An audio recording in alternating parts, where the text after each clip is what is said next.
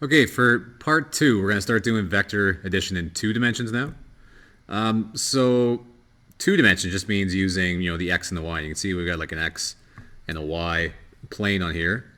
So that just means we can start turning these vectors around differently, right? So we can have this vector, let's say maybe going straight up and down like that. And let's say that another vector was, like that. And we were told to add them. So again, vectors can be anywhere in space. You can move them around. I'm not changing really anything. But what we do want to do if we are going to add them together is we want to put them tip to tail again. So that's going to be tip to tail like that. And you can see if I go show sum, that it's going to go from where we started to where we ended. And what's forming here is a right triangle. So we're going to start having some trigonometry stuff. So Pythagorean theorem and our trig identities, SOHCAHTOA stuff. One thing I just want to kind of show you here, though, is that, again, like I was kind of showing in the last video, it doesn't matter where I move these vectors around. The sum is still that arrow, and I can move it around too. So these can move freely in space. And you might ask sometimes, okay, which one do I place this way and which one do I place up and down, right? It doesn't actually matter. I could have also went, this one and this up here, right? And went that first one and then the tail of that one over. It doesn't really matter because it actually still forms the exact same triangle. The hypotenuse is the same either way. If you guys want to play around on this site, I'll make a link for it on the page there. What's happening up here is it's showing you, well, first off is there R stands for the resultant vector, and this is the magnitude of the resultant vector. That's what those bars mean. So that's just always a positive number. This part, Rx, that's just saying the resultant vector in the x direction, is -6, which means it's going to the left. If I looked at like this one, it's going to be telling me that the resultant vector has a magnitude of 12, or the absolute value of 12, and in the y direction, it's up and down 12, so it's 12 up. Yeah, so you guys can play around with those. You can grab as many of these things as you want, and then just go show sum, and all of those added together. If we went, maybe I'll kind of show you. Let's do just a bunch of random ones. Maybe like that, and that. And you might say, okay, how could I ever figure out like that was the resultant vector here? Well, if you just do our little method of tip to tail thing, just go, it doesn't matter which one, you can grab this one, and then this one, tip to tail, and then tip to tail of that one, and then finally tip to tail of that one. It's always going to work out that the beginning to the end is going to equal out to the resultant vector. Doesn't matter how I put all those things together, the resultant vector ends up being the same. Okay, now that we kind of have a good idea about like what vectors are in 2 dimensions, I'd like you guys to go and read these pages in the Pearson's textbook. It's a good discussion about vectors in 2 dimensions. We are also going to need to do some review of trigonometric functions. I've got some review below that you guys are going to do. Yeah. But now what we need to be able to do is figure out how to talk about these vectors, right? So when, let's say this vector we're looking at down here, it's not directly north or south or east or west. So we need a good way of communicating that. There are 2 ways of communicating what that vector might be. There's the Cartesian method. This is kind of if you've taken math 20-1 or 2, then you've probably seen the Cartesian method. Remember, like this is like quadrant 1, quadrant 2, quadrant 3, quadrant 4. And it always goes from the x-axis around counterclockwise, and that's what you do. So that's pretty much it. So as long as all you have to do is figure out the degrees from here all the way to there, and then just tell me that. So this would be, the way we'd write this is 10 meters. That's just the length of the arrow, right? That's the magnitude of the arrow. And then 300 degrees, and that's the Cartesian method. The method that's a little bit more common that we're going to use, that for some reason confuses everybody, it's really not that bad if you just focus on it for a bit, It's the navigator method. So the navigator method is dealing with north, south, east, and west. So the way that this works is you look at, okay, so let's say we figured out that it was 30 degrees from there to there. Then what you would say is, if you were writing your answer down, you'd write it as 10 meters. So this is 10 meters long. And then it's 30 degrees, because that's the degrees that we found. And then what this means, this E of south, or E of S, that means east of south. And the way I kind of think about it is it's between the east and the south, like it's in this quadrant down here.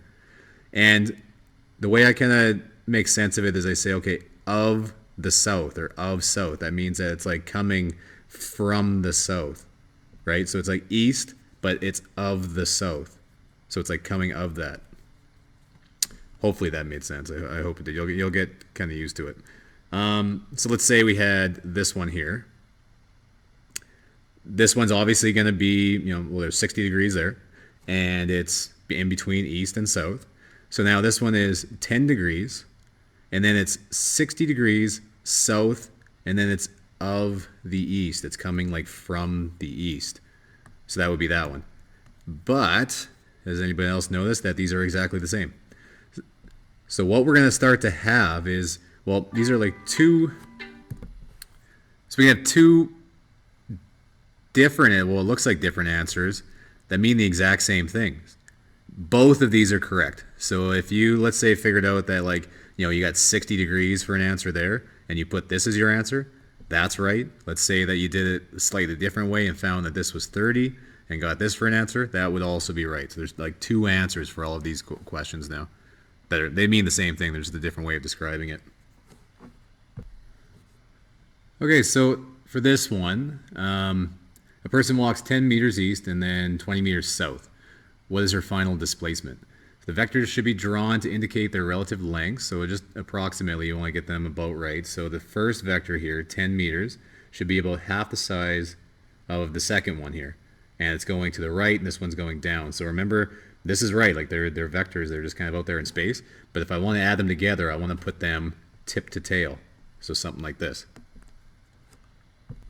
So if I put this on this gizmo again and line them up tip to tail and go show sum, you can see that if I added those together, that my answer that I should be getting here is 22.4.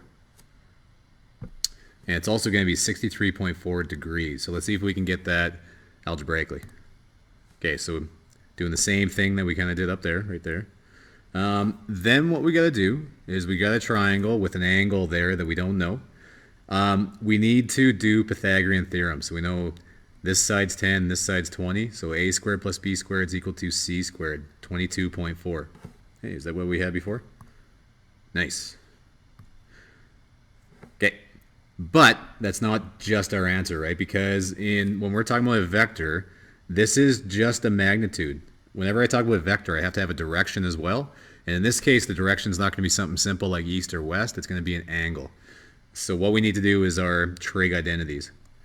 So in this case, we had tan theta is equal to opposite over adjacent. So just as a quick review on trigonometry here, I like to do SOHCAHTOA still. I just find like a helpful little thing to do. However you've been taught though in previous years is going to be fine too. If you just as a bit of refresher, this side of the triangle, the side that's close to the angle, that's going to be our adjacent side, right? So that's adjacent on that side. The opposite is going to be the side that's opposite of the angle, so it's on the other side of the angle, so that's going to be O, and then this is our hypotenuse. So the way that we're going to figure out this angle is by writing down, well, first off, we got to figure out which of these trig identities we want to use. Well, in this one, we know A, right, is 10. We know O is 20, so we know the adjacent and the opposite. So which of these three up here uses adjacent and opposite? Well, it's going to be tan. So I'm going to start off by writing tan theta, I don't know, is equal to, the opposite was 10 meters, and the adjacent was, the adjacent was, I got that backwards. Okay, the opposite was 20 meters, and the adjacent was 10 meters. So tan theta is equal to 2, right? 20 divided by 10. Now, the last thing you got to do is go to your calculator, and then on your calculator, go to your trig functions. This might look a little different in your calculator if you have like a TI-83 or something, but it's gonna be somewhere on there. You can see that I've got these ones. I've got tan, and then below I've got tan negative 1. That's the one I want. I want tan negative 1, and then it's gonna be, that's saying like the inverse of tan, and then of 2.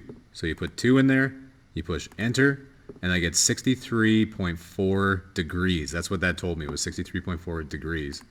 So the way you'd write this is you'd say theta is equal to tan negative 1 of 2, and then theta is equal to 60, it ends up being 63 degrees if you round down.